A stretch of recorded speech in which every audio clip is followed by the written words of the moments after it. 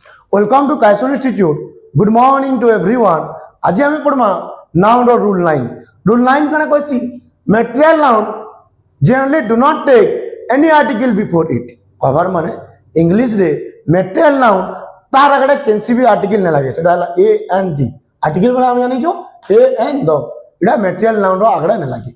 Material noun बोले कण simple कथा रे कहले इंग्लिश रे जहा के निकरी नॉन जिनिस बना जी परसी ताके कहसन मटेरियल नाउन। जेनला प्लास्टिक प्लास्टिक नो चेयर बन जो मटेरियल नाउन है।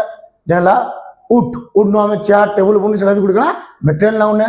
गोल्ड गोल्ड लो हमें कना ज्वेलरी बन चला भी गुडका मटेरियल नाउन है। जेंदा देखो my mother likes A gold not the silver Ida incorrect है बिकॉज जेहेतु गोल्ड अच्छे तार आगडे ए न लागे किसी भी आर्टिकल लागे न पारे।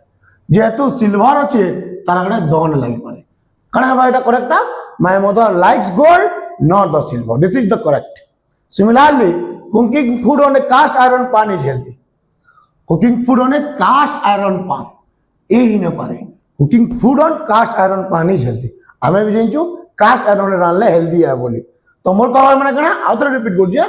Material नाउन रो आगड़े केंसी भी आर्टिकल नहीं लगे। Thank you.